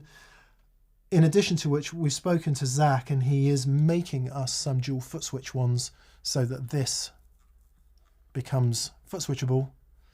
Plus, you've got 2 separate levels, so you can set the level of the boost and you can set the level of the Octafuzz, and that will be a pedal in its own right. That is awesome. There you go. That will be available sooner rather than later, and straight to the pool room, as you would say, Daniel. Straight to the pool room. So the one that I used for a long time was, please be here, please be here, please be here.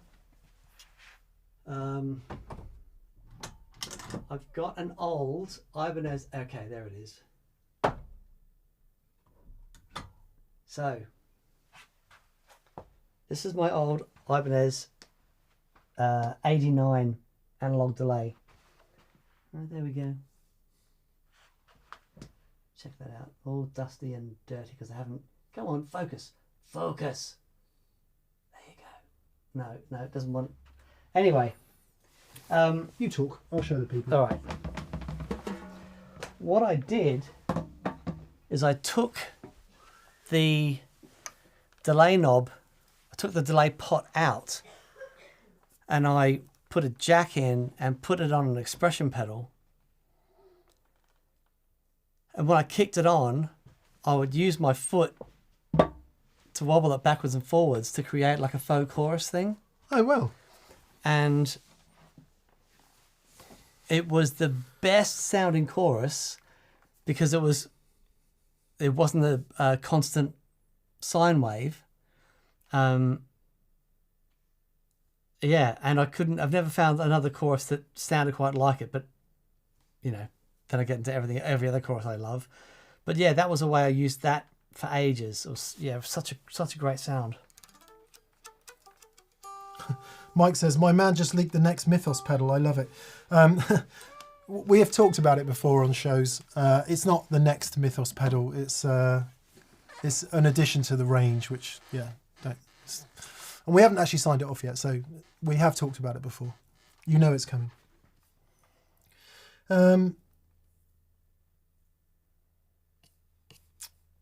Groovy. Okay. Angad Singh. Hello, Angad. Hello, mate.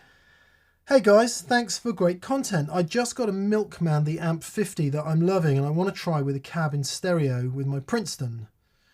What brands would you recommend looking at in terms of cabs? And your super chat is in US dollars, so I'm assuming you're in the United States. Don't Milkman do a cab for the... Yeah, they do. Yeah, that's what I would get. Yeah. Because the Milkman amps are fabulous, and it will be designed to sound really good with that. So that would be my first port of call. Failing that, I'm just trying to think in America. Yeah, I don't know. So here we have Zilla Cabs. Yeah. And that's who we'd recommend in the UK. Paul Goff makes really wonderful cabinets, custom order cabs. I'm sure there are equivalent makers in the US. Yeah, I've got a couple of Bob Burke cabs that are fantastic. I would go onto Reverb and buy something used. Yeah. Something funky. Yeah, if you're going to be experimenting with it. Yeah. Yeah. Just find a decent 112. Perhaps you could do... So what are you pairing it with? Sorry, Princeton. Right. So you don't want anything too massive, I wouldn't say. So a 110 would probably be fine. Go and have a look around for a 110 cab and see what's available. I would also suggest that it probably makes sense to have it open-backed to match the Princeton. Yeah. I mean, you don't have to, but you could look at a ported 110 design, which would give you pretty solid bass response, no matter where you place it. Yeah, I would get onto reverb.com and just see what's about and take a punt on something. But failing that, buy the Milkman one, because it will be voiced to sound good with that amp. Yeah, completely. I don't know what the deal is with the power section of the Milkman, the amp, because some of those things that use Class D, I'm assuming it uses a Class D power stage, that kind of thing, bit like the Victory V4 series, they are a bit fussy about speakers. Yeah. The way they put the power across, and Milkman will have done the research on that. So if you don't actually buy the Milkman, check out what speaker they use and find something that's got that, would be our advice. Yeah, a couple of people suggesting Mojo Tone in the US, Avatar off Craigslist, Emperor Cabs. Yeah. Good stuff. Paulie's Guitars and Gear says, if there was an amp you loved the sound of but you knew it wasn't built well and wouldn't be reliable, would you buy it? No. Yeah, because it's a nightmare. It's a never-ending. If you're playing it, especially gigging, absolutely no. But even just, plugging in and playing at home is, if you really love the sound of it, but it starts to crap out, you can chase your tail on that stuff for a long time. Yeah. Different story if you've something that's unreliable, old, and there is a very known route to fixing it so that it will be. Yeah. That's a different case, and then it's a project. Yeah. That's a different thing. But if it's something that's just going to break down all the time, nah, I would certainly not do that. Mm-hmm. Yeah. Yep. Wyatt Knox. Hello, Wyatt. I want a suggestion for a crazy delay or other wild pedal for launching into outer space. Oh. The Jupiter Effects Kaleidoscope, I think, was the one that immediately comes to mind for me. What was that old Death by Audio Rooms? Ah, yeah, that reverb. Yeah, that was awesome. Amazing. Really super fun. Anything Death by Audio. Yep. But it's a delay we're looking for specifically. I think you can get pretty wacky with any kind of echo. Yeah, the Rainbow Machine. The Rainbow Machine is amazing.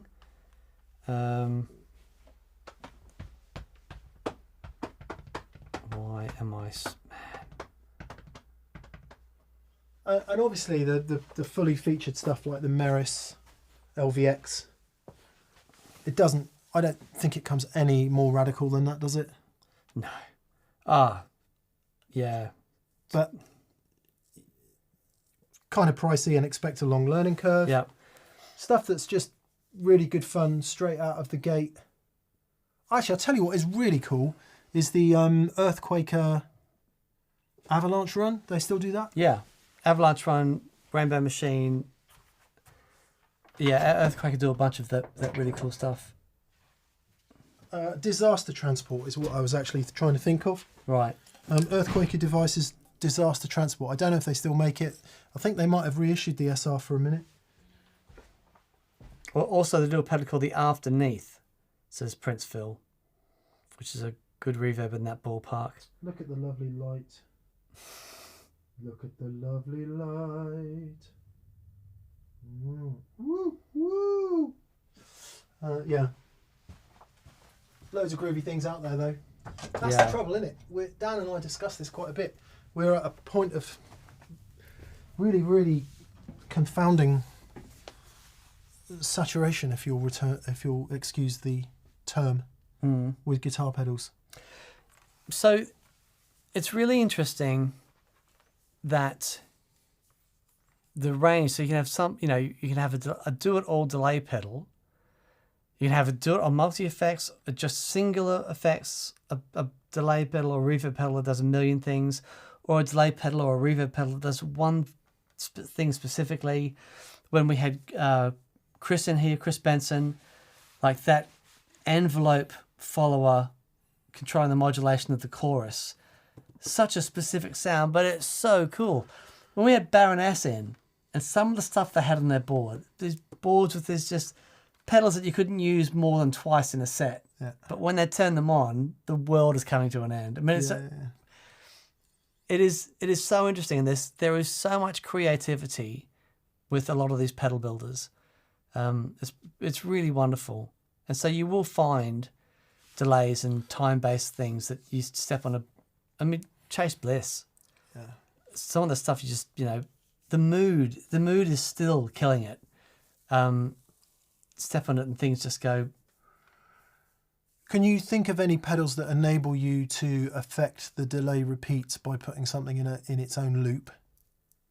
Yeah, Strive and Timeline is the classic, but there's a bunch of pedals that do have a loop specifically for the repeats. Yeah, so to explain that, the pedal itself will have its own loop on it, into which you can put something like, well, whatever you like, but let's say in this instance, a flanger. And that will affect the delay repeats only. Now, if you find a pedal that does that, you can put a whole bunch of weird crap in that loop and then put it in front of a distortion pedal. Yeah. And then step on that and watch it go, woo. Yep. That would work. Really fun. Really fun. Delay before distortion. Such a great sound. Yep. Brian Carpenter, I think last in, I will just check, but in any case, as an electric guitar player, says Brian Carpenter, when you go on vacation, would you rather play an electric silently or a travel size acoustic? I think I'm in camp one. He'd rather play electric silently. I agree because I play electric 90% of the time, and that's what I want my fingers to remain feeling familiar.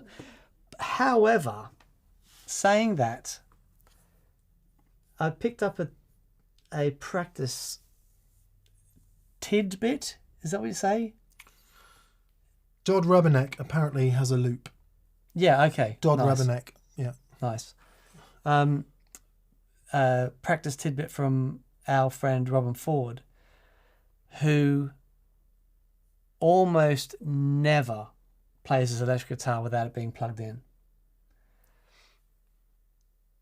It's a very interesting thing. It's a very different sound that you get from the guitar acoustically than what you get from it plugged in. And ultimately, what you want to be aiming towards is getting the sound of it amplified. So practicing it with it plugged in, as opposed to a treble size acoustic guitar, because that's the sound it makes. So there are arguments for both camps, but I would be more inclined to have electric. Also, I'd be less annoying with electric. I don't know. I could be really annoying with both, but you still hear the percussive nature of the strings. And at some point, my kids are going to want to lamp me over the head with an old salmon. Or halibut. Just for the halibut. Yeah, it depends what you want to do, isn't it? Depends what you want to do on your vacation. Well, the last thing I want to do on vacation is play the guitar, so I would take nothing. But if you were looking to improve your right hand dexterity in a Tom Bukovac kind of way, then it doesn't matter what you take, really. If you're looking to learn some theory and just put together some more effective use of triads, or at least better understanding, again, it doesn't really matter what you take. Yeah. Depends what your goal is. If you want to sit around a fire and play some songs, then it's going to have to be an acoustic guitar. Yeah. And just be careful I don't push you in it when you play the wrong chords. I do love a sing-along. Sorry, sir, you got that wrong. Splash. Oh dear, your guitar seems to be on fire. Oh, I'm sorry if I sound yeah. I did some PA for my dad. My dad had an all-day festival thing in his local pub a couple of Saturdays ago, last Saturday, which I think is probably where I got my illness from. Anyway, yeah. When you're sound checking, just sound check. Just line check. It's not the Albert Hall. It's not a rehearsal. Just all I need to know is that it's working. Yeah. Then please stop. Yeah. But I remember when I first started playing live, I didn't know that I was annoying people. I found out pretty quick. But, you know, I didn't know that was just make a noise and make sure they can hear you and then stop. We always used to have a saying in the guitarist office, if someone was playing a bit too long, it's like, you know that saying, all the world is his stage? It's not. It was harsh. It was a harsh environment. Vacation ukulele, says Plexcode. Nice. Yeah, take an instrument you've never played before. Yeah, that's a great idea. Like the silent guitar.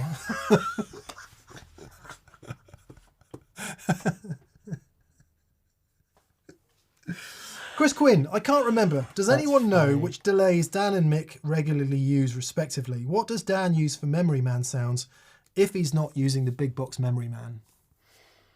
I will use my two main delays at the moment are my EchoFix EFX3 tape delay and my BIM delay from Otto Machines, BIM, which is a 12-bit thing, and that has that beautiful modulation in it. But I'll tell you now, after years and years of trying and searching and trying, nothing sounds exactly like a Memory Man except a Memory Man. So you don't try and simulate that sound in any other way? No, you've got to let them be their own thing. I love the BIM for what it does, the tape machine for what it does. I love the Memory Man for what it does, and it's truly, truly wonderful. I foresee a day that will end up back on the board because nothing sounds like it. Definitely material specific, isn't it? So if you're playing music that requires the Memory Man, you're going to put it on there. Yeah, completely. And I think that's the way to look at it. What do you need to get the job done? Both of us are big fans of the Free-to-Tone Future Factory because it just does a great deal of thing. It's just fantastic all-rounder. You've got dual delay lines, so you can have two delays. That's the delay I use as a kind of start point. Pretty much will always be on the board. Certainly in the project I'm doing at the moment, gig last Thursday, I had a Future Factory which has 4 presets. Number 1 is a quarter note and a dotted eighth in the Andy Timmons style. Dual delay in series, so you can do that. The second is the standard all-round 335 milliseconds do-it-all delay, which is tappable for any other single repeat quarter note that you might want for any song. Third, I have them set up so that one does a chorus, so it modulates around 30 milliseconds, and the other delay is a tap tempoable quarter note, So I've got a chorus sound without having to take a chorus pedal. Yeah. And the last one is a slapback. And those are the sounds I use. In addition to that, I have the Board of Doom, which is a separate board which sits off, which is new. I've got to show you this. It's sensational. So this is part of the rig that Mick used for the Mick Taylor Blues Implosion gig, which unfortunately I wasn't here for, but I am going to be going to the next one. So this is the subsidiary board, the second board. Oh, sorry, you still see down there. Yeah, sorry about that. Sorry, if the camera can see a face, it focuses on it, just to make that clear. So we bought this, right, to get Warren Haynes, so the Warren Haynes could have one to use. And I plugged it in, and from about 0.8 nanoseconds of hearing it, I was like, that's going on my pedal board and literally never coming off. So hilariously, I haven't shown you this, but this is going to make you laugh. So in order to make it fit on here, right, this is a Schmidt Array SA250, and it doesn't quite fit. Right. Because that doesn't go down far enough. Yeah. So I turned the top deck around, so you've got this cutout. Yeah. Because I was going to take a saw to it. Yeah. And it just about jimmies in there, right? Oh, wow. So in here... Oh, well done. Oh, nice. I've got a regular garden extension lead.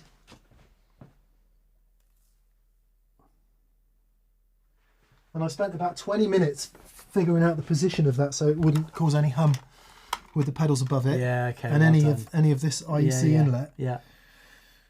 So it's now, because the problem with the Rotosphere is that it's 12 volts AC. Yeah. Even Dan doesn't make something that can power this. So I would have had to have bought a whole extra, like Chocks do an AC one, someone else doing it, and I just couldn't be bothered. So I jimmied that in there. So this clips down at the back. Right. And then... And that's enough to hold it in. Okay. Back to the actual question. Caroline Guitar Megabyte. This is the analogist sounding digital delay I think I've ever used for any length of time. And I use this on a separate board purely for slapback. And I think it does a much better slapback than the Future Factory. Right. Just sounds great. Yeah, it's really interesting, right? There's those old warmer tones are quite a specific thing. They take a lot of work to get right. It took Andy years working with Robert Keeley to get the halo right, to replicate the sound of Andy's dual Memory Man rig. And, you know, they've done a wonderful job, but nailing those tones can take a long time. Yeah. That's the main board. And then, as I said, the Board of Doom sits in a separate loop of G3, which is just comes off one of these connections on here, so it's easy to plug in. Even better, Dan, you'll hate this. You will absolutely hate this. All right. What? Fly power for my wildpar pedal. Yeah, cool. Fly power for the Board of Doom. Come on. Look at that. That's brilliant. I won't hate that. It's lovely. So, Can I say, 'cause Mick and I do a rig run through with our guests on when we have the TPS experience days. You sounded flippin'. It sounded like you've been playing. oh, bless you, mate. Yeah, That's it kind of really. I mean, you always sound great, but like you were properly on fire. It sounded so good, and the hearing the Rotosphere in your rig was like, that's it. Familiarity with the rig really goes a long way. There are no downsides of doing that pedal show. There just aren't. One of the challenges is, with all these toys, your board is literally always changing. So the opportunity to get really familiar with a rig can sometimes be a little bit tough. Yeah, for sure. But having done a bunch of rehearsals, gig, and just really zeroed in on a rig for a period of time, it does just make you relax a bit about everything. Yeah. Or it does me anyway. Todd Roy says, surprised to see the Warthog on there. Todd, the Warthog, I think, is arguably the most underrated, under the radar, overdrive, distortion, fuzzy, gainy, explodey device on the market at the moment. What an awesome sounding thing. Yeah, and the reason I use it is because if the gig doesn't call for an out-and-out fuzz, it's a bit much to just take a fuzz because I kind of want it, you know? What the Warthog does is if you crank the caliber and the gain control, it will do fuzzy in a beautiful way, in a sort of 60s Clapton-y kind of way. But it will also almost go to clean boost. Further, if you're playing a rock song, a rockier song, and you need a chunkier rhythm tone that's got a bit of gain on it, but you don't need it too loud, I use it for that as well. Because all my other overdrive stages are there for volume. Yeah. And to hit you.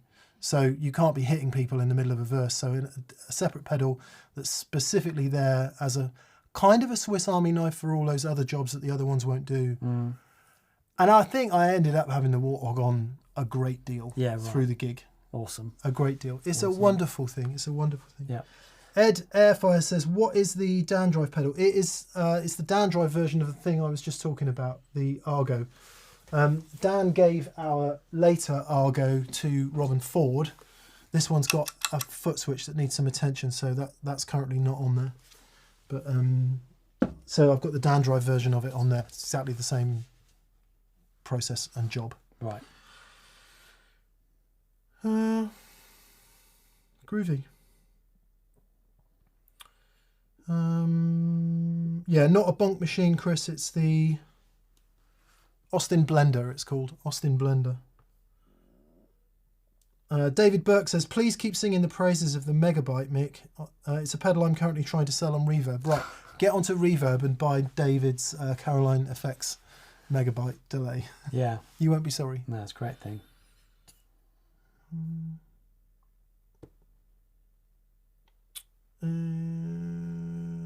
Yeah, and Todd Roy qualifies by saying he's surprised to see the Warthog in the context of the blues implosion.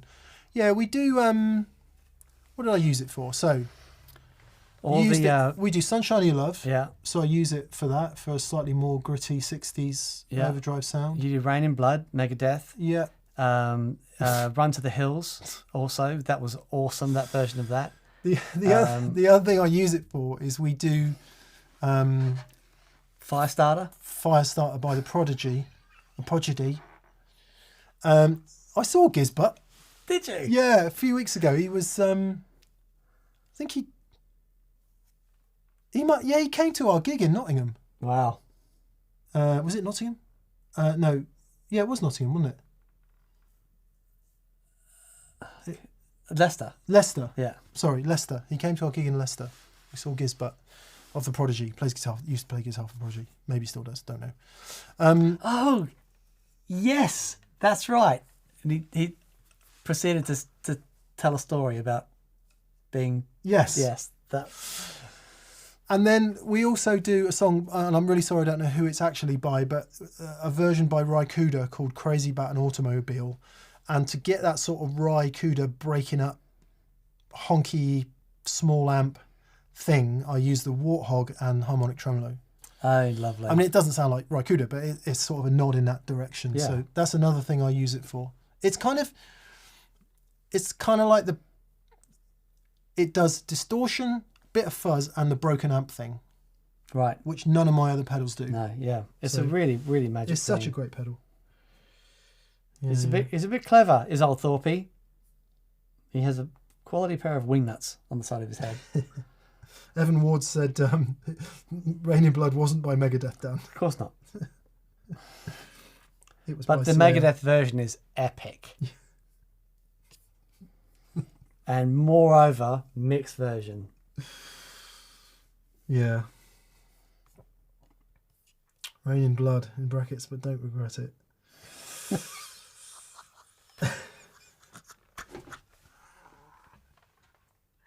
Oh, that's funny. James Bless says, That's Mick, funny. what are the plans for future blues implosion gigs? Yeah, there will be some. It was a bit of a test run last Thursday just to see if we enjoyed ourselves and if it kind of worked. And the plan is I've got a sax and trumpet lined up to join as well. Right. So the plan is to book some more gigs. I just need to do it. Okay. We're going to do one at Fat Lil's, I think. Or Paul from Fat Lil's got in touch and said you can come do one here. So Lovely. Yeah, and then we just need to find some other venues that... The thing is, it's a covers band, right? So it's not... You've got to be a little bit careful about it. It can't be going out like, ooh, I'm an artist. It's a bit of fun, and picking the right venue to have a bit of fun in is a challenge. Sure. Yeah. Chris Quinn, is the Warthog a rat type thing? No. I don't know what the circuit is, but it literally will do slightly edgy boost all the way through to quite caving in fuzz. It has a caliber control which controls gain on a transistor, I guess. It's a gate thing, isn't it? Because it crackles when you move it. Yeah, oh, it's a bias thing. So it's a bias on a transistor, presumably. Yeah. So it's it really doesn't sound like a tube screamer, put it that way. Maybe Thorpey's in the chat, he'll let you know. Paul Andreas asks a very difficult question. Paul Andreas, what is to you the best overdrive ever? Oh man. Robin Ford's Dumble Robin Overdrive Ford's Special Dumble Amplifier. Overdrive. That's the Beautiful. best overdrive I have ever heard in my life. Yep. Almost unquestionably. Yep. Yeah. It's either that, somebody who really knows how to drive a 100-watt plexi with a Les Paul, or it's a deluxe reverb being driven by someone who really knows how to do it. Right. It's not an overdrive pedal, you may be surprised to hear. But wasn't the question what's the best overdrive pedal or just best overdrive? Best overdrive. So let's change the question. What's yours, Dan? Let's say we can include Well, mine pedals. is the AC30 cranked. I do love that sound, but the Robin Ford Stumble was a biblical, transcendent moment.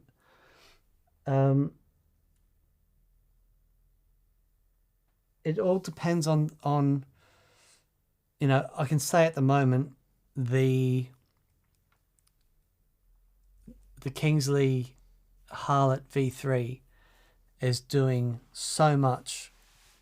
I love it. Absolutely love it.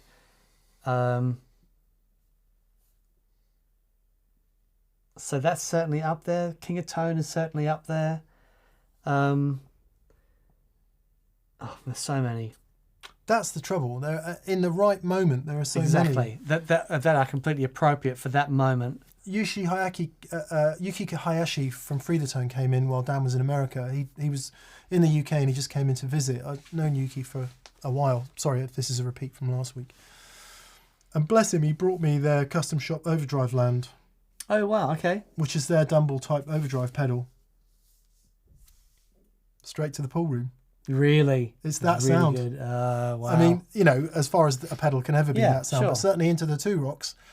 Only use the red side with humbuckers, and I use the other side as the kind of boosty push sound. It's flipping fantastic. Wow. And I think we've all been through periods in our lives where you've stumbled on an overdrive pedal, it's done something for you in that moment, and it's flipping fantastic. Kingsley Page Tube Boost, Tube Screamers for me. And then the next day you'll plug it in and you'll be like, nah, I can't face it. Yeah, yeah. And the point of that knowledge is maybe it'll work today, maybe it'll be this sound. So it's good to have a variety, like a small collection of things that you really have loved at some point. And then comes we're cycling back to the when should I sell it question. But I think if you've got a handful of basic food groups, when you get to where I am and you've got like 9 tube screamers that all sound broadly the same, that's a problem. Yeah. You probably just want the one that you love the best. But yeah, just to say that you might love it today and then in a week's time it's just not working for you. And that's to come around to the question, the best overdrive ever is the one you're enjoying most right at this moment. I completely. think. Which is why we all have 10 million overdrive pedals. Yeah. Yeah. Yeah. Todd Roy says it's the Klon. Yeah, it might be. It might be. The Klon is the one that has never left your board in 10 years. It's the constant. Are you using it now? Which one? The Klon? No. No. Oh, that's it. There you go. It has left a board. I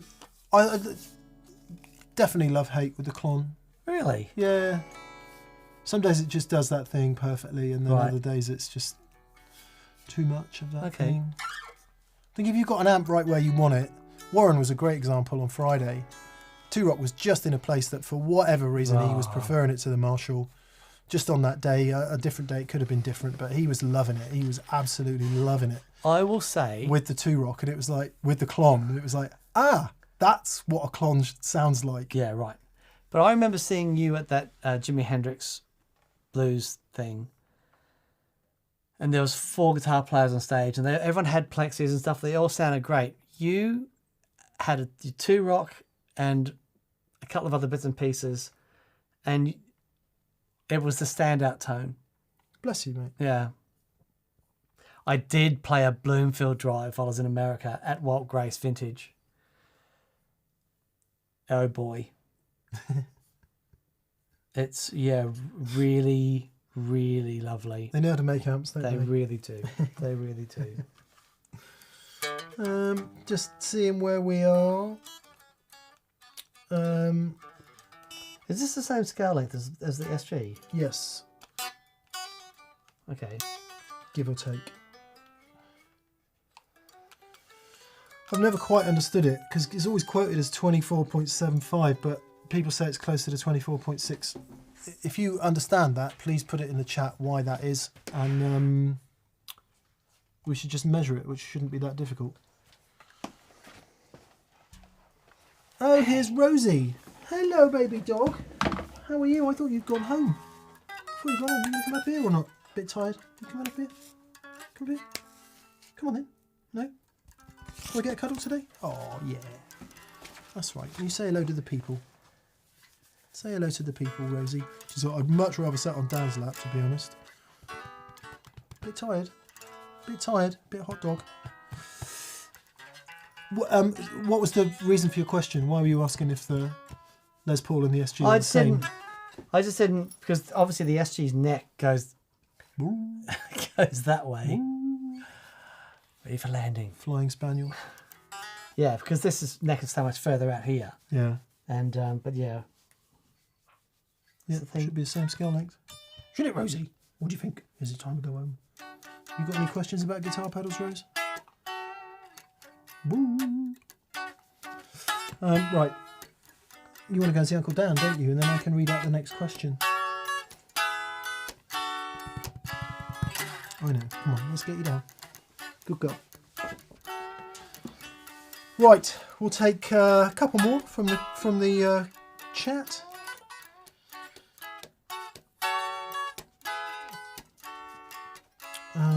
Cute doggy, lots of love coming in for Rosie. I know. Mark Guitar said, mixed fitness device. Yeah. Most effective one you'll ever have.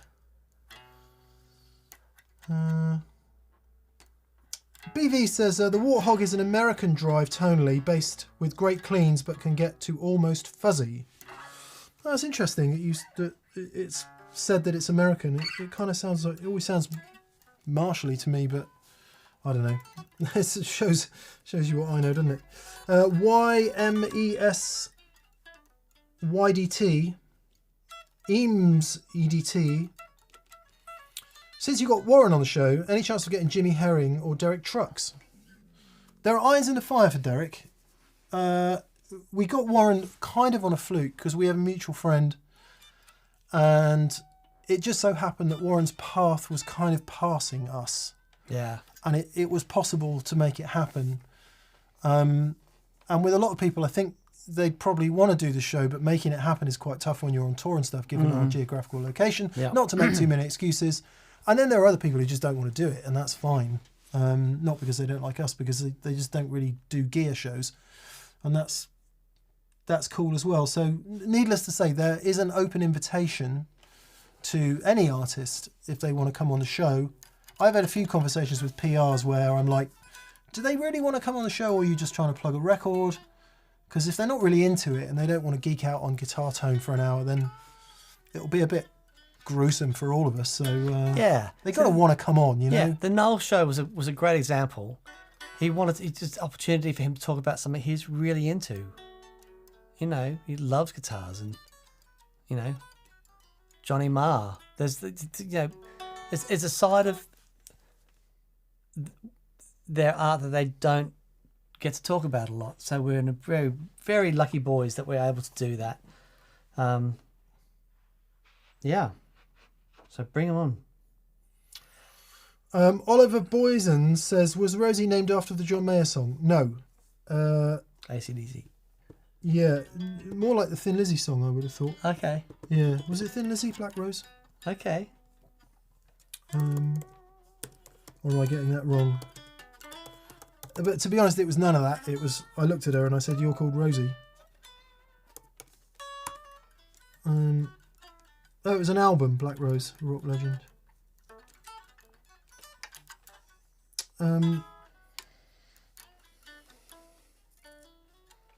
Yeah. Chris Quinn says Derek is going to be on that No Pedal show. Yeah. Yeah. Billy Duffy. Yeah, it's just... Yeah, I'd be interested to hear artists that you would like to see. Is there anyone that Jason Isbell's coming up. We'd love to do Jason, obviously. We have an in Dan Sadler Vaden, who plays guitar with Jason Isbell, is a gig rig guy, isn't he? He is. What a guitar player! Like, you know, great singer, does songwriting and stuff. Has had a couple of hits and you know, very busy Nashville guy. But yeah, he is part of the Jason Isbell's. What's the band called? The 400 unit. 400 unit. That's it. Yeah. Paulie's Guitars and Gear says Barry Cadigan has to come on. It will be a great day when that happens. Yeah, we'd love to get Barry on. It would be, his insight would be fantastic. Done so much great work. There's so many fantastic players out there. There are. As a new subscriber, says Stratman. Welcome, Stratman. I have to know, Mick, what do you keep staring off to at your right? And also, what's behind the camera, lol? He gets a picture of me over there. Sometimes it hurts his neck to look at me here. Sorry, we have just moved a monitor right there so that I stare off a bit less. But over there, where I'm looking now, is all the recording gear. And what I can see is the recording software. I can see the YouTube window. And normally, I can see the pedalboard camera. So it's just keeping an eye on stuff to make sure that it's running. There's a monitor underneath the camera right here, which has got the live stream information. So things like our bit rate, our audio levels and all that. So you just have to keep an eye on all of that stuff. And I apologize that it is a bit distracting. I've put that monitor there specifically so I look off less. And it's a habit that I'm going to try and break. Cool. But it's quite hard when you're self-producing. Yeah. Yes, and I apologise that it is distracting. Matt Bellamy would be amazing. Yeah, see, now he's somebody I don't think would do it. I don't think Matt does gear stuff. No. But would be amazing. Would be nice to be proved wrong. Yeah. Yeah. So many people. So many good people that could be on.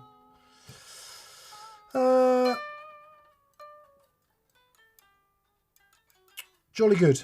Jolly good, jolly good, jolly good. Okay, everyone, thank you so much for being here. Friday will be a great show we did with Jesse Hoff of Lazy J, Ed Olesko, Dan and I, and a whole bunch of vintage tweed amps. There's 2 vintage deluxes, a Tremolux, 2 vintage supers, a high-power tweed twin and a basement, and we crank them. We give them the juice. In between telling the story of tweeds loosely, you know, it's not an encyclopedic recount of the tweed story, but it is a contextual, historical discussion of Fender's tweed amps. Yeah. The most important guitar amps in history, I'm just going to say it. Yeah. I mean, what was the oldest amp we had? 51. 51, which was, at the time, the Telly's at 52? 50. 50, right. Les Paul 52. Right, Les Paul 52. P-Bass 51. Okay, that's right. Yeah. No, it's a fascinating story. It's a good story. It weaves together nice. Kind of a few moments where you go, oh. Yeah. And some, I would say, above average guitar tones. Awesome. Thank you so much for being with us. Thank you for everyone who's buying stuff from the Pedal Show store, new shirts and all that kind of stuff, buying experience days and all of that. We'll be back on Friday. Now, it is the summer vacation period coming up. We tend to slip away a little bit in the summer while we do things. It's likely that VCQs will be much less. I mean, maybe there'll be 1 or 2, but there certainly won't be 4 through the weeks of August. There will be a Friday show every week, however, so don't worry about that. Indeed. Yeah. Indeedy. Yeah. Lovely. Play us out, D-Man.